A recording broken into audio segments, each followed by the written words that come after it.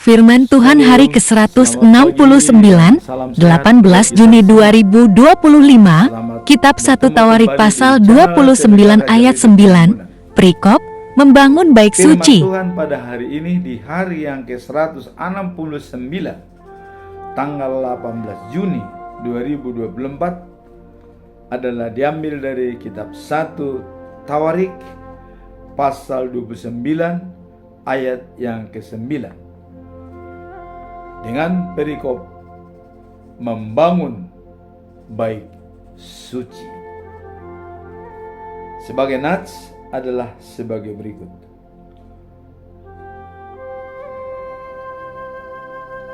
Pujilah bangsa itu bersuka cita.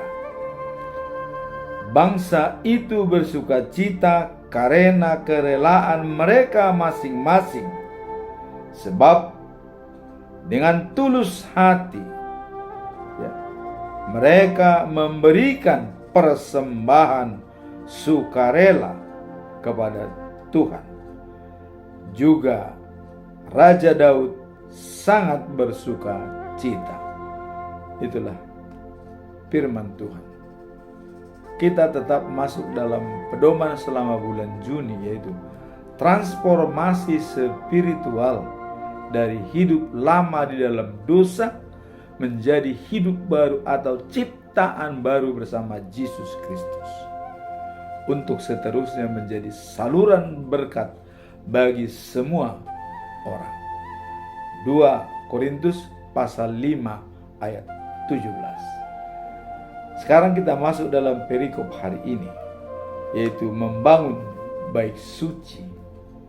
Apa latar belakang daripada ayat ini? Dikatakan membangun baik suci.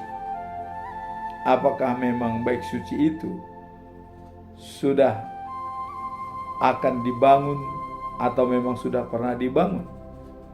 Mari kita lihat dalam perikop ini.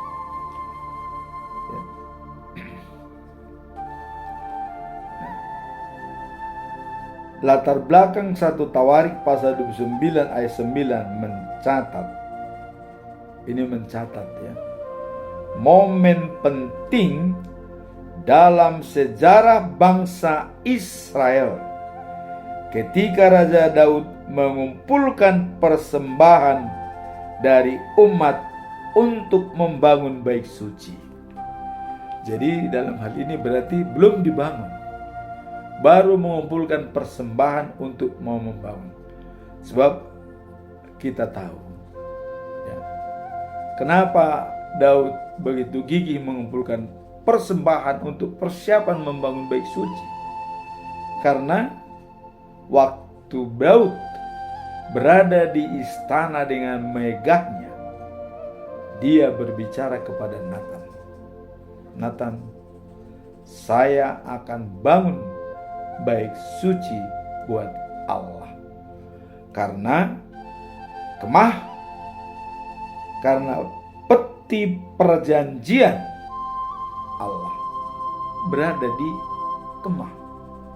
Artinya dia mengembara mulai dari Mesir sampai ke tempat yang telah dibangun istana daripada Daud di sana. Ya. Karena Daud merasa sudah enak, sudah mengalahkan musuh-musuhnya, Amori, Amalek, dan yang lain. Dia merasa enak, sudah berada di istana dengan kayu-kayu cemara dari Libanon. Dia berpikir, kenapa peti perjanjian Allah berada di kemah? Maka dia ingin membangun baik suci. Apa kata Natan?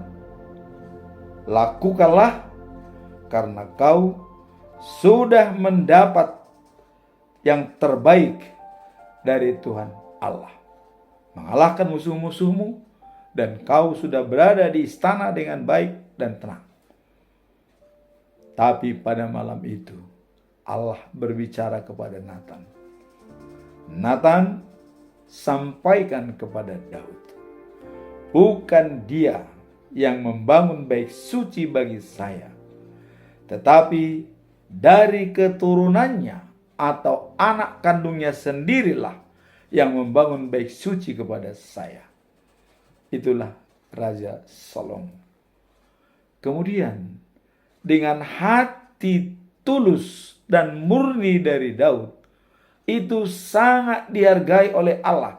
Pendirian, bahan pemikiran semacam ini.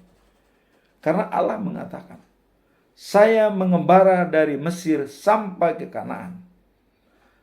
Walaupun saya tidak mengeluh, tapi belum pernah ada seorang pun di antara bangsa Israel menanyakan tentang saya, mengapa mengembara.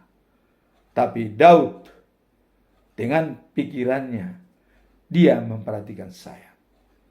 Maka dengan demikian Allah berjanji, mengatakan kepada Nathan, sampaikan kepada Daud, dari keturunan lalah yang menjadi raja dan pemimpin yang terkenal. Dan dari keturunannya lah yang menjadi raja segala raja, dan pemerintahannya di kota Sion selama-lamanya. Siapakah raja dari segala raja? Yesus Nazaret, Raja Yahudi, Inri. Ya, itu sudah dinyatakan oleh Pilatus, sudah menulis Yesus Nazaret, Raja Yahudi. Dia adalah raja dari segala raja. Itu yang disampaikan kepada Daud. Akhirnya Daud sangat menerima dan berdoa kepada Tuhan. Tuhan, saya tidak layak menerima itu. Tidak layak saya menerima hadiah atau janji sebesar ini.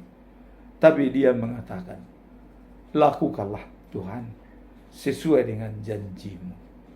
Dia tetap rendah hati dan berdoa. Dan itulah maka yang membangun bait suci pertama di Yerusalem adalah Raja Salomo, anaknya Daud.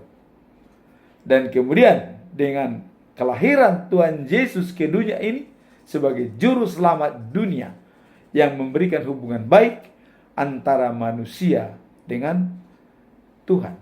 Nah, kalau ayat kemarin dikatakan pekerjaan manusia adalah yang utama, percaya kepada Yesus sebagai yang diutus oleh Allah untuk menyampaikan pesan-pesannya dan sebagai juru damai. Jadi latar belakang daripada ini memang untuk membangun bait suci karena belum pernah dibangun. Dan inilah pertama kali mau dibangun bait suci. Sehingga Daud merasa tertarik. Perlu untuk membangun tentu perlu persiapan. Apa yang akan dibuatkan? Maka Daud sangat menghargai partisipasi semuanya. Jadi ayat ini menekankan sikap hati umat yang bersukacita dan tulus dalam memberikan persembahan kepada Tuhan sebagai wujud dari pengabdian kepada Tuhan dan Raja syukur mereka dan rasa syukur mereka. Jadi pengabdian kepada Tuhan dan Rasul. Artinya Daud memerintahkan mengumpulkan semua perhiasan dan apa yang dimiliki, perak dan emas itu terkumpul. Dan juga rakyat Yahudi, rakyat Israel dengan senang hati dan tulus memberikan persembahan tersebut. Maka dalam Mazmur pasal 50 ayat 23, mengucap syukur. Siapa yang mengucap syukur dan memberikannya sebagai ganti persembahan, dia menghormati Allah. Itu sangat dihormati oleh Allah. Jadi di sini dengan memberikan persembahan untuk bait suci, Daud sangat menghargai partisipasi semua orang dalam proyek suci ini, yaitu persembahan yang diberikan bukan hanya merupakan soal angka, artinya berapa besarnya, bukan hanya angka-angka yang dinyatakan persembahan yang diberikan, tetapi lebih kepada niat dan hati yang bersedia untuk berkorban demi pekerjaan Tuhan. Apakah kita saat ini berkorban untuk pekerjaan Tuhan? Sebagai contoh, HKBP Maranatha Cilegon ingin membangun rumah ibadah dengan pengadaan tempat sejumlah sekian M. Bagaimana sikap kita? Apakah sebagai penonton? Apakah sebagai pelaku? Apakah sebagai masa bodoh? Di sini dikatakan memberikan persembahan bukan soal angka, tetapi bagaimana niat dan ketulusan hati. Kalaupun kita tidak bisa memberikan apa-apa, tapi minimum kita bawa dalam doa. Itulah semua kepada jemaat yang memberikan terbaik bagi pembangunan baik suci. Dan ini, apakah ini bisa terjadi? Kita menunggu. Deadline-nya adalah Oktober tahun 2026 ini. Harus sudah lunas sebanyak 1 M misalnya. Bagaimana cara dengan modal hanya 200 juta? Nah, disinilah. Kalau tadi Daud mengajak bangsa Israel mengumpulkan persembahan, semua mengatakan terima kasih kepada Daud karena memikirkan tempat bait suci. Sekarang kepada jemaat, apakah kita berterima kasih kepada panitia untuk membangun rumah ibadah atau tempat kita beribadah? Mari kita renungkan dari hati yang tulus dengan melihat contoh prinsip Daud yang mengajak semua bangsa Israel untuk mengumpulkan persembahan. Nah, kemudian dalam 2 Korintus pasal 9 ayat 7 dikatakan, kita diajarkan memberi bukan karena paksaan, tetapi dengan senang hati. Ya. Nah, dan ketahuan hati ini membawa sukacita yang mendalam dan pujian kepada Tuhan. Jadi 1 Timotius 6 ayat 10 dikatakan, cinta uang adalah akar segala macam kejahatan. Jadi dengan hati-hati, kalau kita hanya mencintai uang, tidak mau memberikan sedekah atau persembahan, itu akar kejahatan. Tapi dalam 2 Korintus pasal 9 ayat 7, kita diajarkan memberi bukan karena paksaan, tetapi dengan senang hati. Nah, dalam 1 Tawarik pasal 29 ayat 7, bagaimana hasil daripada pekerjaan Daud untuk mengumpulkan persembahan daripada semua umat? Kalau kita lihat dalam Alkitab Kabar Baik bahasa Indonesia sehari-hari atau bahasa Batak Toba Siganupari, terkumpul persembahan sebagai berikut. Sumbangan daripada semuanya emas 170 ton, perak 340 ton, perunggu 620 ton, besi 13.400 ton, dan batu permata yang dipersembahkan dari umat diberikan kepada Yehiel, seorang Yahudi keturunan Lewi. Nah, kalau kita lihat dalam bahasa Indonesia Alkitab lain, terkumpul 5.000 talenta emas dan 10.000 talenta perak dan 10.000 dirham, artinya mata uang. Nah, inilah hasil yang dicapai oleh Daud.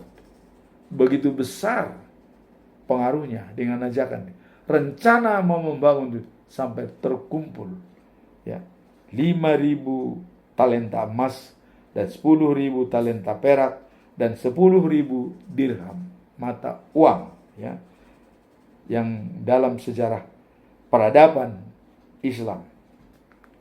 Nah, dengan demikian, apa tujuan utama daripada 1 Tawarik pasal 29 ayat 9 ini? Dengan telah mengumpulkan persembahan, tadi latar belakang juga adanya rencana Daud yang mulia, dan terkumpul semua persembahan. Apa tujuan utama?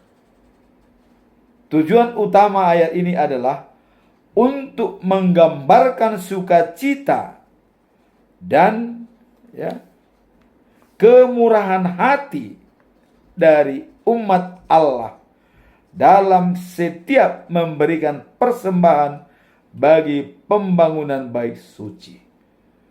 Jadi tujuan utamanya adalah untuk melihat sejauh mana ya partisipasi daripada umat tersebut. Apakah dengan senang hati, sukacita, atau bersungut-sungut memberikan sesuatu? Disinilah dikatakan dengan kemurahan hati dari umat Allah dalam setiap memberikan persembahan bagi pembangunan bait suci. Jadi adanya kemurahan hati, bukan dengan paksaan, tetapi benar-benar dari hati nurani yang dalam. Ayat ini ya menekankan betapa pentingnya hati tulus dan ya keinginan untuk memberikan kepada Tuhan. Jadi hati yang tulus dan keinginan memberikan kepada Tuhan. Kita lihat dalam Injil Matius pasal 6 ayat 3 sampai 4. Tetapi jika engkau memberi sedekah, janganlah diketahui tangan kirimu yang dilakukan tangan kananmu, supaya kehendakmu itu menjadi tersembunyi dari Bapakmu yang melihat tersembunyi akan membalasnya. Jadi ada syarat dalam memberikan persembahan. Tidak ria atau pamer atau supaya dilihat orang. Ini yang dikatakan dalam Injil Matius. Kalau kamu memberi, jangan diketahui oleh tangan kirimu, karena yang memberi adalah tangan kanan ya.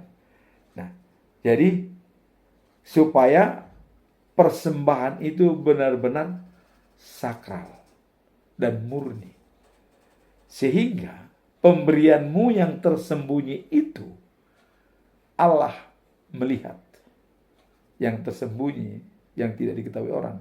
Sehingga maka kalau kita melihat dalam memberikan sumbangan saat ini, ada orang seperti pembangunan rumah ibadah HKB Maranatha, NN, no name, 200 juta.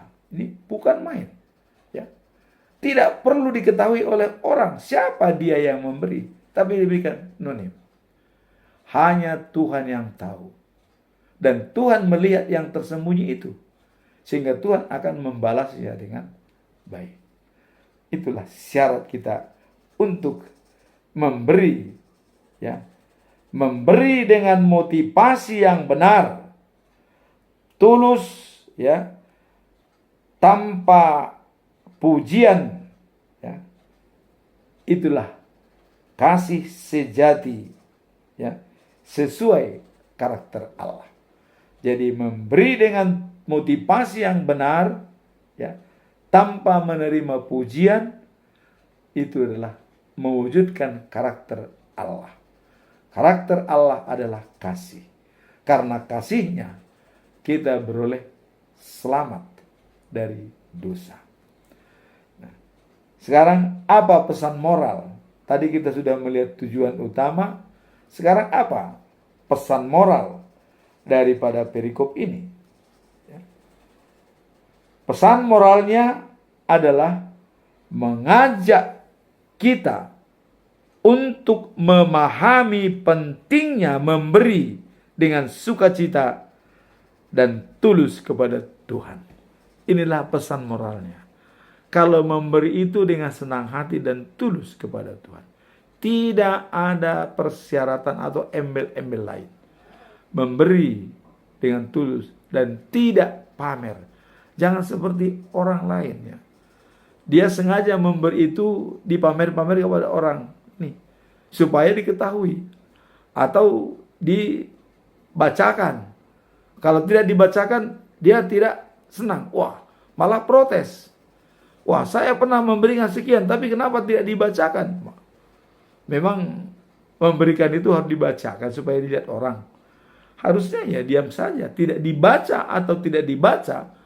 Kita sudah memberi. Yang melihat itu adalah Tuhan, bukan manusia. Ya. Jadi kalau kita memberi, misalnya ada kealpaan daripada para lado, tidak dititing atau tidak dimasukkan. Ini masih ada praduga tak bersalah. Ya. Jadi seolah-olah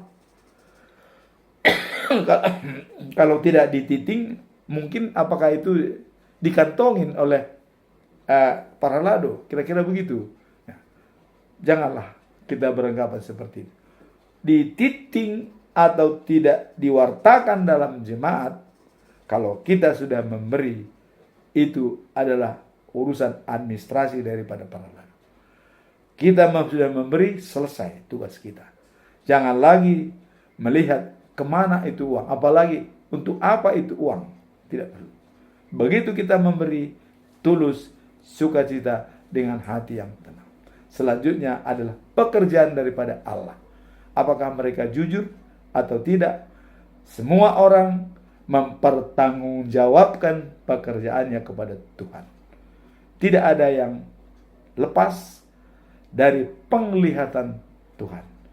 Tuhan tidak pernah tidur untuk melihat diri kita masing-masing, apa yang kita kerjakan.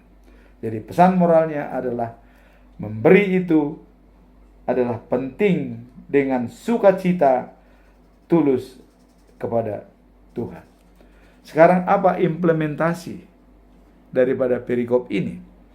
Nah, kita lihat implementasinya dapat dilihat dalam cara kita memberi dengan ketulusan dan sukacita kepada Tuhan dan orang lain. Jadi dengan adanya ketulusan, sukacita memberi kepada Tuhan. Nah, kalau dalam konteks hidup sehari-hari, kita diajak untuk tidak sekedar memenuhi kewajiban. Artinya kalau kewajiban itu harus memberi sekian tentukan, bukan hanya memenuhi kewajiban. Nah, ini perlu kita kasih bawahi dalam memberi. Nah, tetapi juga melakukannya dengan hati yang ikhlas, mencerminkan kasih Allah, dan tindakan kita. Jadi itu sudah mencerminkan kasih Allah dalam tindakan yang kita lakukan. Nah, inilah tindakan yang kita lakukan tersebut adalah menciptakan hubungan lebih dalam dengan Tuhan, lebih intim lagi. Nah, jadi ayat 2 dikatakan, jangan kita dalam Matius pasal 6 ayat 3 dengan 4 tadi, jangan ria. Kita jangan ria dalam memberi sumbangan atau persembahan. Jadi memberi tadi dikatakan dalam Injil Matius pasal ayat 3 sampai 4, jangan diketahui oleh tangan kirimu apa yang dilakukan oleh tangan kananmu. Karena biarlah Allah yang melihat tersembunyi itu, dan Allah akan membalasnya dengan baik. Jadi itulah firman Tuhan pada hari ini, membangun bait suci yang diprakarsai oleh Raja Daud, dan dia mengumpulkan banyak persembahan, dan semua bangsa Yahudi dengan sukarela menyumbangkan. Kalau kita lihat dalam pengumpulan tersebut, anting-anting, gelang, cincin itu dikumpulkan semua sehingga dilebur menjadi satu kesatuan, bisa menjadi emas tadi 5.000 talenta dan perak, dan juga uang mata dirham ya disampaikan. Dan mereka sudah mempersiapkan apa yang akan dikerjakan. Apakah mereka sudah bisa membangun? Sebenarnya bisa. Namun Tuhan Allah mengatakan, bukan kau yang membangun rumah bagiku, tapi anak kandungmu sendiri, yaitu Salomo. Maka Raja Salomo lah yang menjalankan pembangunan bait suci di Yerusalem yang pertama. Dia membangun selama 48 tahun. Coba kita bayangkan. 48 tahun membangun bait suci cukup lama. Dan kita mungkin sudah 25 tahun belum kelihatan, tapi ada catatan bisa beribadah dengan apa adanya yang kita miliki. Kuncinya adalah kita tidak terhalang memuji dan memuliakan Tuhan. Bangunan hanya sebagai simbol, namun hati kita yang tulus dimanapun kita beribadah itu sudah memuji dan memuliakan Tuhan. Semoga firman ini menjadi bekal bagi kita. Amin. Tuhan memberkati.